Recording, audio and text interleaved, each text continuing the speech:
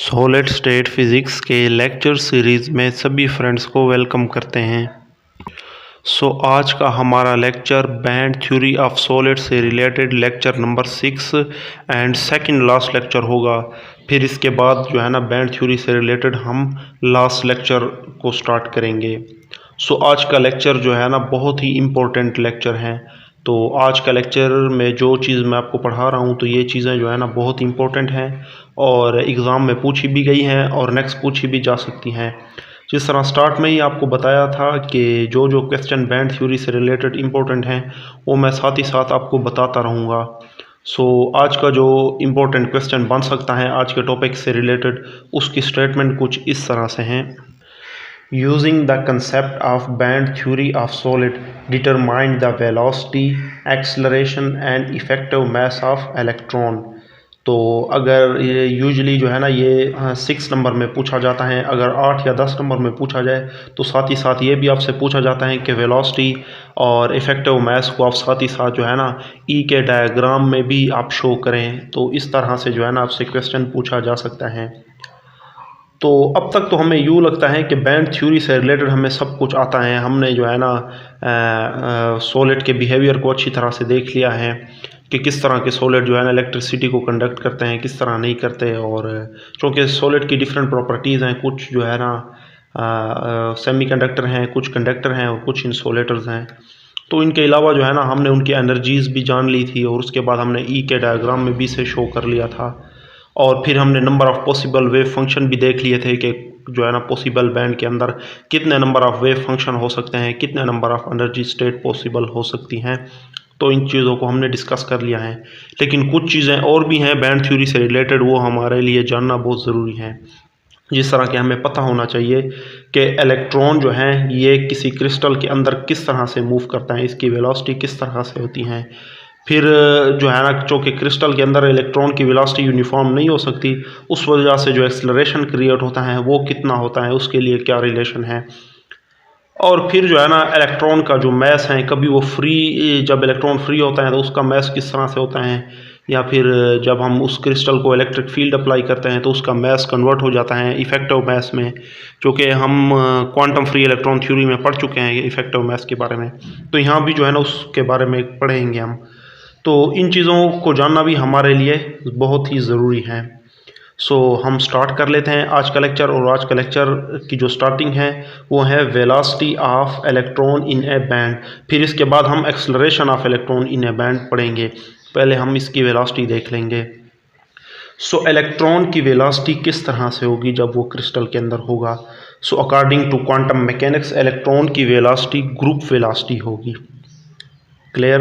The quantum mechanical part describe that the velocity of electron in one dimensional is equal to group velocity. Clear?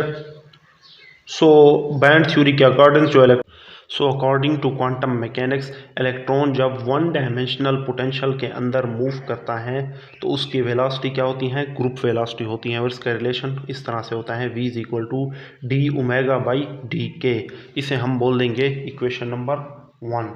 अब electron की जो energy होगी वो energy क्या होगी, energy जो है ना कुछ इस तरह से होगी h कट ओमेगा। हम इसको जो है ना विद रिस्पेक्ट टू के डिफ्रेंशिएट करेंगे। तो जब हम इस इक्वेशन को विद रिस्पेक्ट टू के डिफ्रेंशिएट करेंगे तो ये इक्वेशन हमारी मॉडिफाई हो जाएगी। और ये जो है ना फिर हम जो है ना इस वेलोसिटी को जो है ना ई के कर्व में भी डिनोट कर सकते हैं। जब मैं इसे डिफ्रेंशिएट करूँगा विद रिस्पेक्ट टू के तो ये मेरे पास कुछ इस तरह से आ जाएगा d E by d k is equal to h cut. और यहाँ पे ओमेगा जो है ये वेरिएबल टर्म है, तो डी ओमेगा बाई डी के। डी ओमेगा बाई डी के मेरे पास क्या है, बाई यूजिंग इक्वेशन 1 क्या है, v के इक्वल है। तो यहाँ पे मैं v यूज़ करूँगा। D E by d k is equal to h cut v। और यहाँ से v मेरे पास क्या आएगा, v यहाँ पे मेरे पास आएगा 1 over H cut D E by d के। ये है velocity of electron in a band. सही है, velocity of electron in a band इस तरह से है। क्योंकि बैंड को हम प्रॉपर ई के कर्व से शो करते हैं, तो अब ये वेलोसिटी भी जो है ना ये भी ई के पे डिपेंड कर रही है। तो हम इसको जो है ना ई के कर्व में अब शो करेंगे। ई वर्सेस के कर्व हमारे पास इस तरह से आ रहा था, ठीक है। वाई एक्सेस पे हमने ई लिया था और एक्स एक्सेस पे के वेव वेक्टर। सो हमारे पास जो है ना तमाम के तमाम ब्रिलियन जोन इस फर्स्ट ब्रिलियन जोन के अंदर जो है ना रिड्यूस हुए थे। सो यहाँ पे आप देखें कि इलेक्ट्रॉन की अगर वेलोसिटी की बात करें, सो इलेक्ट्रॉन ये जो है ना स्टार्टिंग में देखें ये वाली कर्व नहीं है, बिल्कुल स्ट्रेट है। यहाँ से ये कर्व स्टार्ट होती है और ये कर्व होती होती फिर यहाँ से फिर डिक्रीजिंग और फिर यहाँ से इस तरह से इंक्रीजिंग और यहाँ पे ये जो है ना कर्व मैक्सिमम हो जाती है और फिर अगेन हॉरिजॉन्टल। सो यहाँ से यहाँ तक चूँकि हॉरिजॉन्टल है तो यहाँ पे इलेक्ट्रॉन की वेलोसिटी ज़ीरो होगी स्टार्ट में, यानी कि इलेक्ट्रॉन रेस्ट में होता है, ज़ीरो वेलोसिटी है, ठीक है। तो रेस्ट से जब स्टार्ट करता है तो इस पॉइंट पे आके इलेक्ट्रॉन की वेलोसिटी मैक्सिमम हो जाती है इस पॉइंट पे। सो इस पॉइंट को हम बोलेंगे इस जहाँ से ये कर्व स्टार्ट होती है, पहले ये स्ट्रेट फिर थोड़ी सी कर्व, जो कर्व यहाँ से स्टार्ट हो रही है इस कर्व को हम कहते हैं पॉइंट ऑफ इन्फ्लेक्शन। और यहाँ पे आके इलेक्ट्रॉन की वेलोसिटी क्या होती है, मैक्सिमम होती है, इलेक्ट्रॉन की वेलोसिटी मैक्सिमम हो जाती है इस पॉइंट ऑफ इन्फ्लेक्शन पे। स्टार्ट में ज़ीरो, फिर यहाँ पे मैक्सिमम, फिर अगेन इलेक्ट्रॉन की वेलोसिटी डिक्रीज होती होती फिर अगेन ज़ीरो, फिर इस तरह से इंक्रीज होती होती, ठीक है, नेगेटिव एक्सेस पे। यहाँ से यहाँ तक तो पॉजिटिव एक्सेस था, ठीक है। फिर नेगेटिव एक्सेस में जाके इलेक्ट्रॉन की वेलोसिटी फिर से इंक्रीजिंग और यहाँ पे आके मैक्सिमम हो जाती है, फिर अगेन ज़ीरो। सो इस कर्व से हम इलेक्ट्रॉन की वेलोसिटी को समझ सकते हैं। लेकिन ई के कर्व में अब हम प्रॉपर जो है ना वेलोसिटी के लिए कर्व किस तरह शो करेंगे। सो बिल्कुल ये जो है ना इससे नीचे जो है ना यहाँ पे ये एनर्जी है और ये जो है ना वेलोसिटी ऑफ इलेक्ट्रॉन इस ई के कर्व में अब हम शो कर सकते हैं। सो स्टार्ट में हम मान लेते हैं कि वेलोसिटी ज़ीरो है। सो ज़ीरो वेलोसिटी से इलेक्ट्रॉन स्टार्ट होता हुआ, ठीक है, इलेक्ट्रॉन की वेलोसिटी अचानक से मैक्सिमम हो जाती है इस पॉइंट पे, पहले ज़ीरो फिर यहाँ पे मैक्सिमम, फिर अगेन डिक्रीजिंग हो जाती हैं। तो इस तरह ग्रेजुअली डिक्रीजिंग कुछ यूँ, फिर नेगेटिव साइड की तरफ वो बढ़ना स्टार्ट कर देती हैं इस तरह से, फिर अगेन मैक्सिमम पोजीशन ले लेती हैं, यहाँ पे लेट्स सी के मैक्सिमम है आप, फिर उसके बाद अगेन वो ज़ीरो पे पहुँच जाती हैं कुछ यूँ। सो ये इलेक्ट्रॉन के लिए जो है ना ई के कर्व होगा। तो ये जो है ना पॉइंट ऑफ इन्फ्लेक्शन, ये पॉइंट ऑफ इन्फ्लेक्शन जहाँ पे जो है ना इलेक्ट्रॉन की वेलोसिटी मैक्सिमम है, यहाँ पे ज़ीरो, ठीक है, हॉरिजॉन्टल लाइन है ज़ीरो, फिर पॉइंट ऑफ इन्फ्लेक्शन पे मैक्सिमम, मैक्सिमम ये ज़ीरो, ये फिर मैक्सिमम, फिर इस तरीके से अगर इस लिहाज से देखें तो डिक्रीजिंग, अगर यहाँ से देखें तो इंक्रीजिंग है, यहाँ से देखें तो डिक्रीजिंग, इधर से अगर आप काउंट करें तो ये इंक्रीजिंग है। तो स्टार्ट में ज़ीरो, सो ये ज़ीरो से स्टार्ट हुई, फिर ये एकदम ये मैक्सिमम पे पहुंच गई पॉइंट ऑफ इन्फ्लेक्शन पे, तो मैक्सिमम अगेन फिर ये डिक्रीजिंग और इस तरह से ये डिक्रीजिंग। अच्छा, तो ये वेलोसिटी को जो है ना ई के कर्व में जो है ना क्रोनिग एंड पेने ने कुछ इस तरह से जो है ना शो किया है। लेकिन अब यहाँ पे सोचने वाली बात यह है कि इलेक्ट्रॉन की वेलोसिटी भला नेगेटिव भी हो सकती है, तो ये बात ज़रा सोचने वाली है। तो और अगर किया जाए, यहाँ पे आप देख सकते हैं कि इलेक्ट्रॉन की यहाँ पे तो वेलोसिटी पॉजिटिव थी, ये बात तो समझ में आ रही है, फिर नेगेटिव किस तरह है इलेक्ट्रॉन की वेलोसिटी। तो देखें इस चीज़ का आंसर आपको पार्टिकल फिज़िक्स के अंदर आपने पढ़ा हुआ होगा कि हर एक पार्टिकल का एक एंटी पार्टिकल होता है। तो इलेक्ट्रॉन का जो एंटी पार्टिकल है वो क्या है, पॉजिट्रॉन है, जिसे आप इलेक्ट्रॉनिक में होल बोलते हो, यानी कि इलेक्ट्रॉन की डेफिशिएंसी है। सो हम मान सकते हैं कि यहाँ पे अब इलेक्ट्रॉन था, इलेक्ट्रॉन पे चार्ज क्या था, नेगेटिव था, रियल पार्टिकल इलेक्ट्रॉन था। लेकिन नेगेटिव में जब इलेक्ट्रॉन की वेलोसिटी ज़ीरो हो गई, यानी कि इलेक्ट्रॉन अब गायब हो गया, फिर उसका जो है ना एंटी पार्टिकल सामने आया। तो इलेक्ट्रॉन का जो इलेक्ट्रॉन पे चार्ज आप जानते हैं नेगेटिव है, और इसका जो एंटी पार्टिकल है उस पे चार्ज कौन सा होता है, पॉजिटिव होता है, जिसे आप होल भी बोलते हैं। तो यहाँ से हमें होल का कंसेप्ट भी मिलता है। तो यहाँ तक हम बोल सकते हैं कि ये इलेक्ट्रॉन की जो है ना वेलोसिटी है ई के कर्व इस तरह से हैं। अगर इसे वेलोसिटी के टर्म में ड्रा करें तो ये कुछ इस तरह से हैं। पहले इन डिक्रीज ज़ीरो से स्टार्ट होकर फिर मैक्सिमम हो जाता है पॉइंट ऑफ इन्फ्लेक्शन पे, फिर डिक्रीजिंग, फिर नेगेटिव साइड पे जो है ना मैक्सिमम और ज़ीरो। सो यहाँ पे एज ए इलेक्ट्रॉन बिहेव होता है और यहाँ पे as a whole particle behave करता है। सो यहाँ पे हमें होल का कंसेप्ट भी मिलता है। अब हम जो है ना एक्सेलरेशन पे आते हैं। सो एक्सेलरेशन निकालना हमारे लिए इतना मुश्किल नहीं है। ये वेलोसिटी है विद रिस्पेक्ट टू टाइम, इसको डिफरेंशिएट करें तो हमारे पास जो है ना एक्सेलरेशन सिंपली आ जाएगा। सो मैं इसे इक्वेशन नंबर 2 बोल देता हूँ। अब हम एक्सेलरेशन के लिए जो है ना प्रॉपर रिलेशन निकालेंगे। Acceleration of electron in band. अब एक्सेलरेशन पे बात करते हैं। सो एक्सेलरेशन क्या होता है? The rate of change of velocity with respect to time. So rate of change of velocity is equal to acceleration होता है। लेकिन एक्सेलरेशन जो है ना बैंड के अंदर दो तरह से होता है।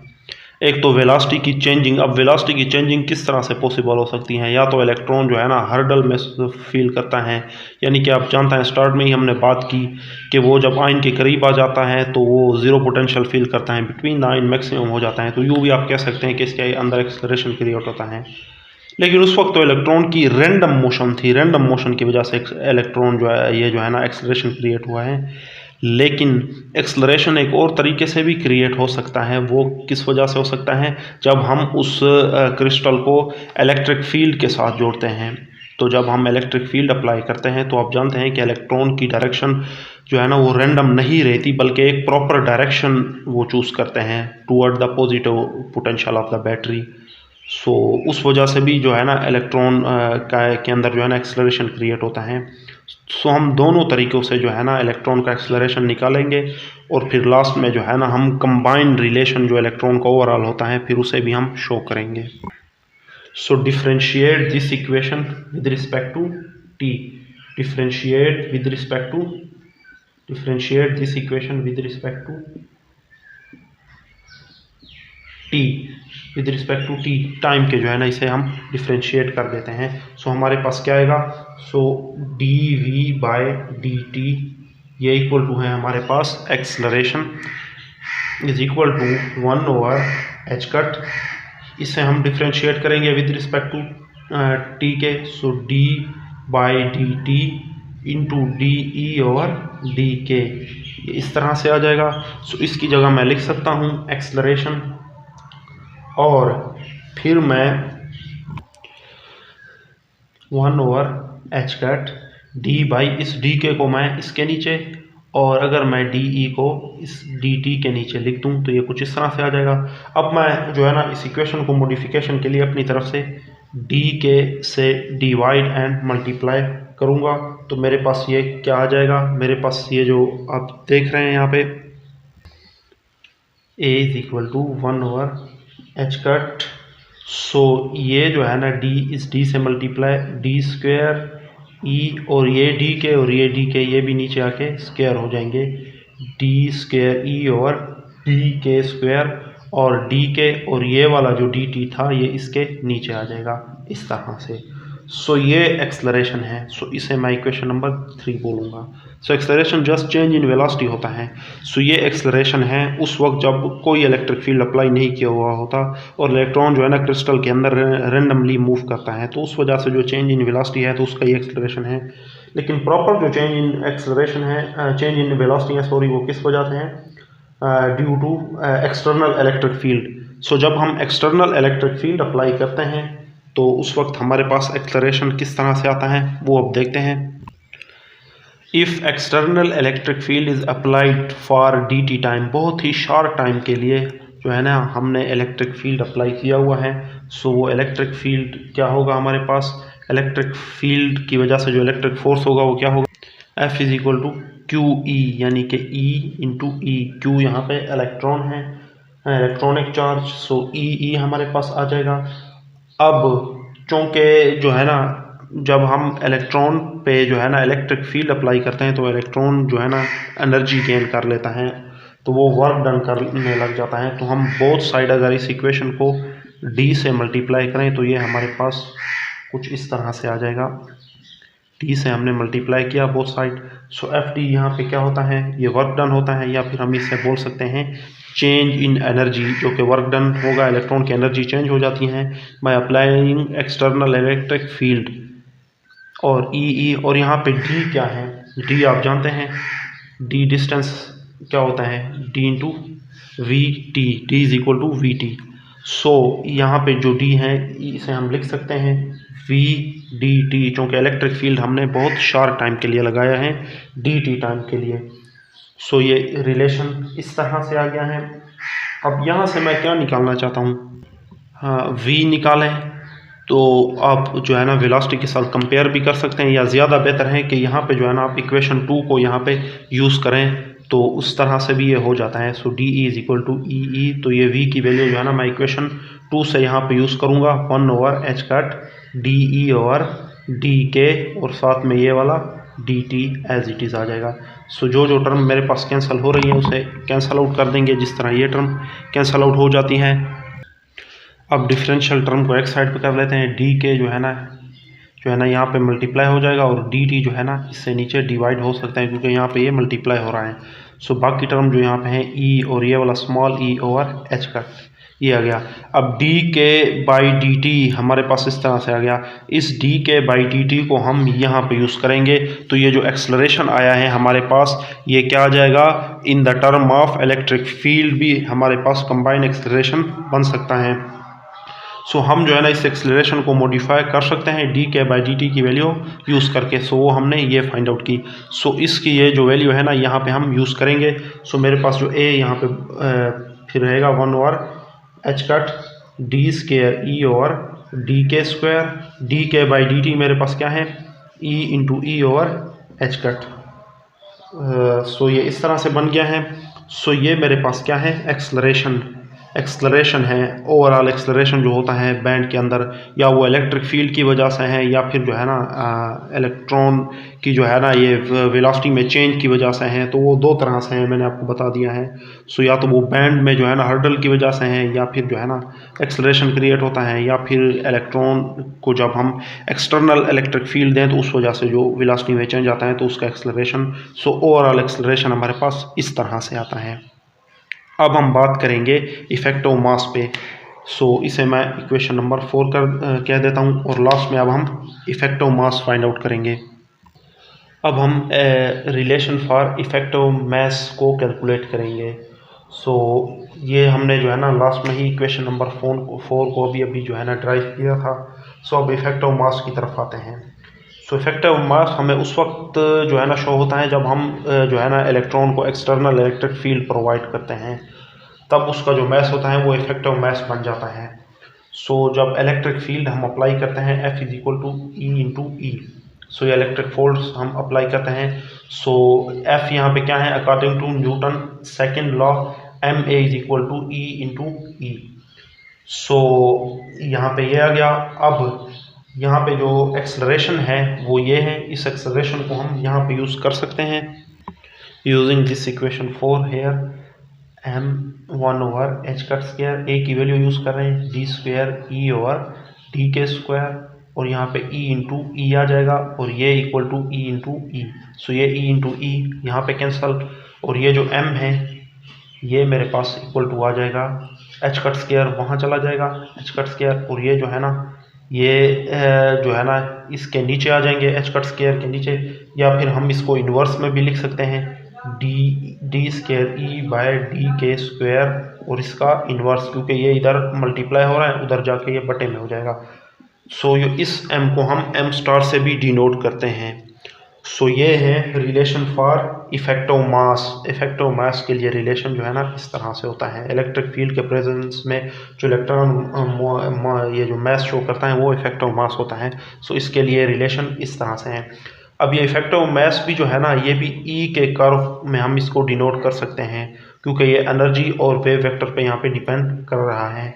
सो अब हम जो है ना इसको ई के कर्व में शो करेंगे यहाँ पे। अब ये जो इक्वेशन नंबर 5 है ना effect of mass of relation, so ये इक्वेशन बिल्कुल रिलेट करती हैं इक्वेशन ऑफ कर्वेचर के साथ। This equation is related with equation of curvature. Equation of curvature है, यानी कि आप कह सकते हैं कि अगर कर्व का रेडियस स्मॉल हो तो कर्वेचर ज़्यादा बनेगा, यानी कि कर्वेचर ज़्यादा है तो उसका रेडियस जो है ना कम होगा।